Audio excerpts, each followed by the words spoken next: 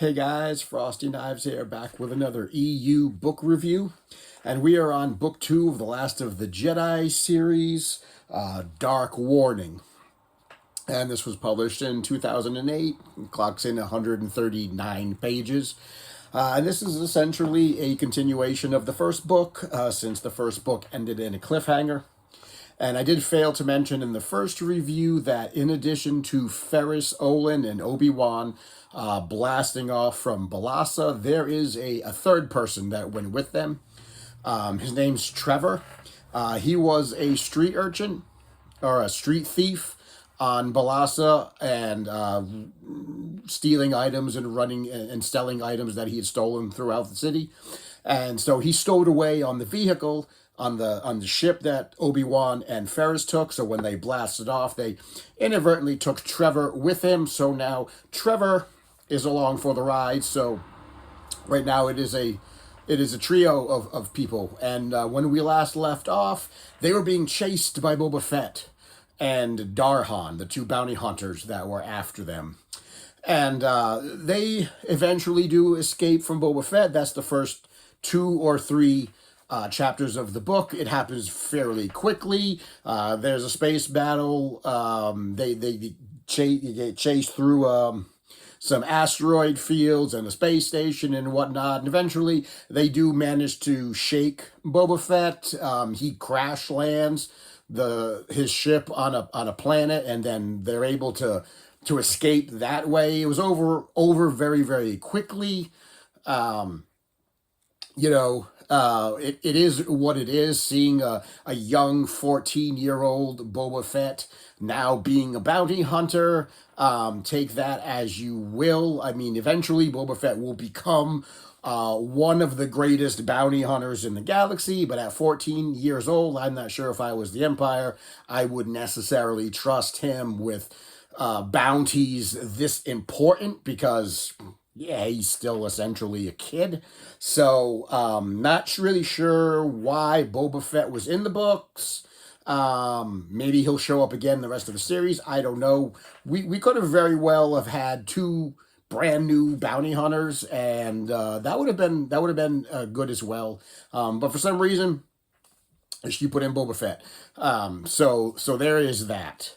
So after they escape from Boba Fett, they finally managed to find a planet called Acheron, or Acheron, I'm not sure how it's pronounced, and they decide that they're going to make a landing there because they are running out of fuel and running out of places to be. So they say, we'll land down here for repairs and resupplies, except they land in the middle of a battle between the Empire and the Separatists. Now, during the Clone Wars, this was a separatist planet, and so the Separatists were fighting the Republic, but they didn't quite get the memo. So when the Republic became the Empire, they just kept on fighting them, because the Empire wanted to take the planet and they didn't want to be taken. So new name, same enemy, and they just kept on fighting them. So this is where Ferris and Obi-Wan find themselves, in the middle of this battle between the last remaining separatist city stronghold on the planet and the Empire. Is not a place that Obi-Wan wants to be. So they land and they meet the people that are fighting the Empire. There's Toma and Reyna, and they're gonna fight the Empire. Well, it's a losing battle. They're outnumbered, they're outgunned, they're technologically outnumbered. Troops are there. It's essentially a squash match at this point. And Obi-Wan's like, listen, you're not gonna win, okay? And the best thing that you can do right now is to tell your people to leave, to run, to scatter, because the Empire is going to squash you. And they're like, we don't want to do that because this is a historical city. But they essentially have no choice, because the Empire bombs the city into death. That's their goal, is that they're going to bomb the city into rubble, and anybody that's there is going to be crushed underfoot. So Obi-Wan's like, you really should go. You really got to go. And so they agree, okay, yeah, we're going to leave because this is basically a suicide mission. We can't beat the Empire. So Reyna and Toma And Obi-Wan and Trevor and Ferris all go on a ship that Toma had, and they blast off from the planet. Of course, they're being followed by the Empire, and so they another space chase is underway. They eventually come upon this asteroid. It's a very large asteroid, but it's an unmapped asteroid, meaning it's not on any star charts, and it's inside a giant moving like solar storm. So the storm shields the asteroid, even though the asteroid somehow has a breathable atmosphere on it. I don't know how that works. If you're an asteroid in a solar storm to have breathable atmosphere, but it does. But so they decide anyway, hey, this is a good place to stay to lay low for a while because it's not on any maps. It's protected by this solar storm, and the solar storm is moving. And it's taking the asteroid with it, so it's constantly on the move. So they say, yep, we're gonna stay here, and we're gonna hang out here for a while. So they land on the planet. Well, and through talking with Toma and Reyna, there used to be a Jedi on Acheron that was leading the troops. His name was Garen. And so Obi-Wan assumed that when the clones turned, that Garen just died, like all the other Jedi. And so he's talking to Toma, and he says, hey, tell me how Garen died. And Toma's like, died? He didn't die. He's still alive. And they're like, he's open lines like, what? Garen is still alive? He's like, yeah, he went off and he went to the planet Ilum, or Ilum. It's Ilum. He went to the planet Ilum. This is a ice world where the Jedi go when they want to construct their lightsabers, because they go into what they call the Crystal Cave and they find the crystals for their lightsabers. So it's part of the Padawan training, for them to go through the trials and get their lightsaber crystals and build their lightsabers. And so Toma says, no, Garen went to Ilum, and he's hiding out there. So Obi-Wan's like, well, okay, I guess we got to go get him now. We got to go get him. But there's still that little problem that they found in the last book about Polis Massa. And Obi-Wan knows that the Inquisitors are looking for information on Padme's death. And Malorum is looking. So there's still the Polis Massa problem. So Obi-Wan and Ferris decide to split up. And Obi-Wan says, okay, I'm going to go to Polis Massa. I'm going to take care of a little problem that I have there. You can go to Ilum to rescue Garen, and then we'll come back together, and we'll coordinate. So that's the plan.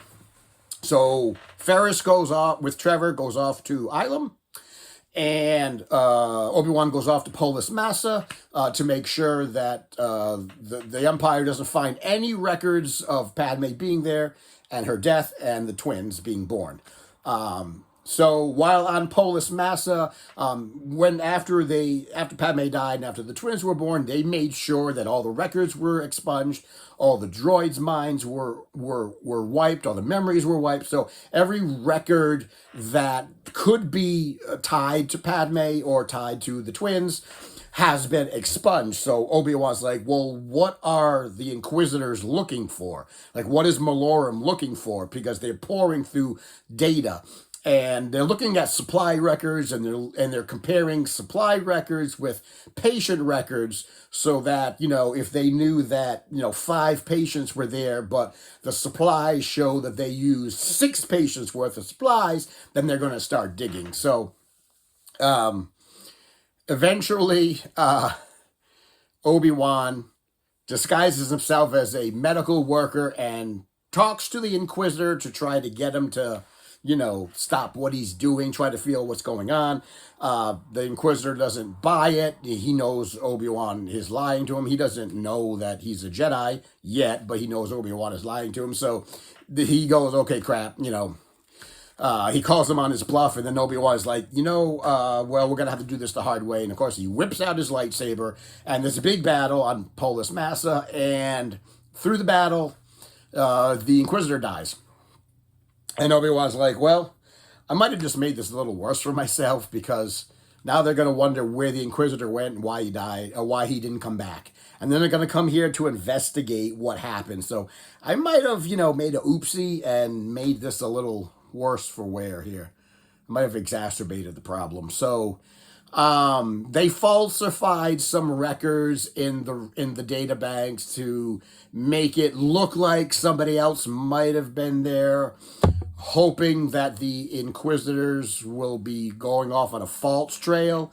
And then Obi Wan's like, "Well, peace. I gotta go. I gotta go get Ferris on Ilum." And so Ferris is on Ilum, and he's going through the cave, which is supposed to be a secret cave. Except the stormtroopers know about it because there's an entire contingent of stormtroopers there looking for the cave. And Ferris winds up going through the cave, finding Garen, and now he's got to fight his way out of a platoon of troopers. So Trevor and Ferris manage to get Garen off of Ilum. They blow up a lot of the troopers, and they blast out of there, and they rendezvous with Obi Wan.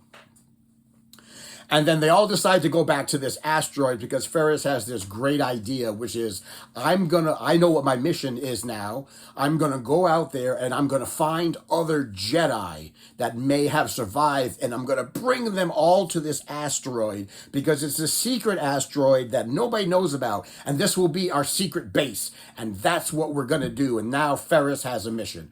He's going to bring the Jedi back to the secret asteroid and hide him out there, and that's what he's going to do. And Obi-Wan's like, "Well, good luck. I got to go back to Tatooine.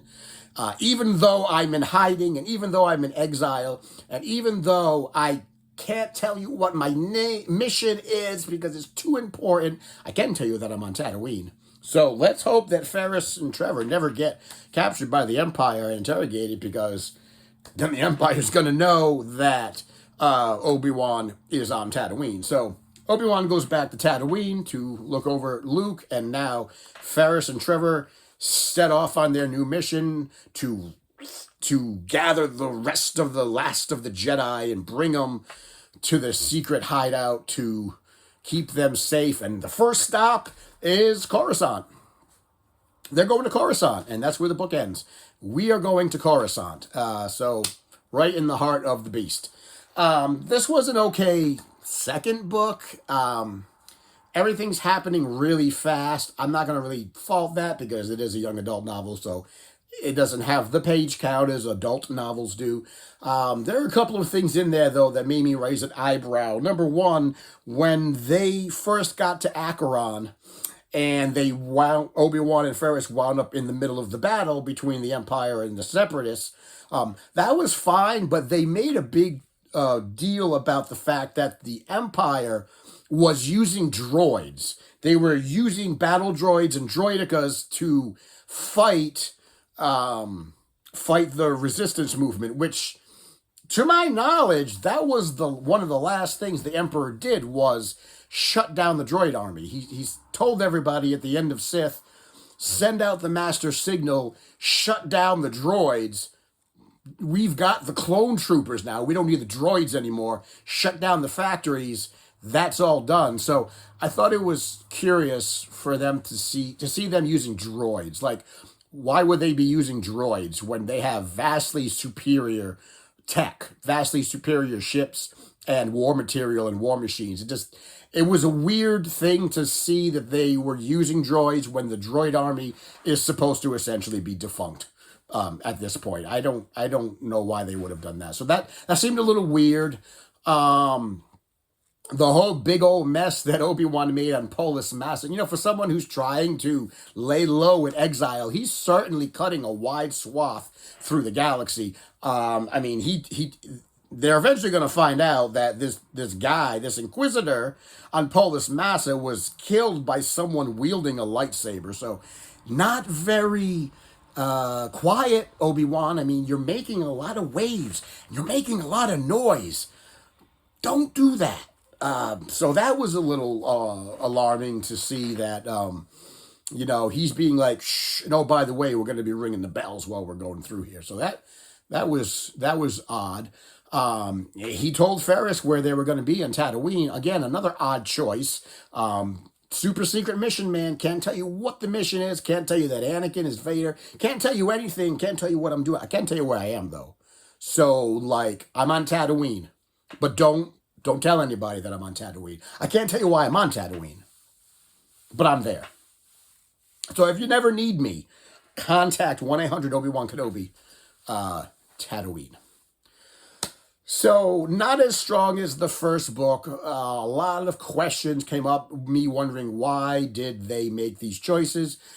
But it is what it is, and I'm going to see where the rest of this series is going. I don't want to say it felt a little sloppy, but there were some choices made in the writing process that made me lift an eyebrow. Made me wonder about it. I mean, I know Obi-Wan's not that careless or stupid. He's not that much of a bull in a china shop, but really odd choices you're making here, buddy. Ben, can I call you Ben? So that's my review of that book. I gave it a 3 on Goodreads. And the next book that we're going to be reading is the third book in the series called Underworld, with Ferris and Trevor on Coruscant under the nose of the Emperor. So guys, that's my review. I hope you enjoyed it. Give it a thumbs up. Give me some comments in the boxes below. Tell me what you thought of it. Share it around. Tell your friends. Tell your enemies. Tell people who don't want to tell you what they're actually doing, but will tell you their address. And until next time, thank you for coming to my TED Talk. And I'll see you in the next video.